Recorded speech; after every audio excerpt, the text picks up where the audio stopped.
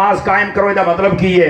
आ जे झूठे 2 नंबर कमीने पीर जे आ जे नमाजा नहीं पढ़ते ये कहते जे नमाज कायम करो, मौलवी पढ़ते ने असं कायम करने आ।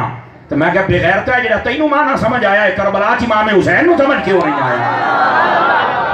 इमाम हुसैन ने उत्थे नमाजा क्यों पढ़िया ने? आपने क्यों नहीं किया मैं कायम कर लेना, मैं पढ़निया नहीं, आपने पढ़िया ने। इसका मतलब है नमाज पढ़नी पैनी, तू जाहिल है। कहते जी हम फकीर होते हैं, मैं क्या तेरे वर्गे खंजीर होते हैं। फकीर ऐसे नहीं, फकीर वेखने नहीं थे बाबे फरीद वर्गे वे, फकीर वेखने नहीं थे सुल्तान बाहू वर्गे वे, फकीर वेखने नहीं थे मेरे दाता साहब वर्गे वेखना। ए फकीर लोग ने आ जेडे नमाजा छड़ के दाड़ियां मुनियां ए मेलियां दे लवाऊ दांदा दे बजाऊ चाटणियां कबड़ियां दे कराऊ पीर नहीं खंजीर ने।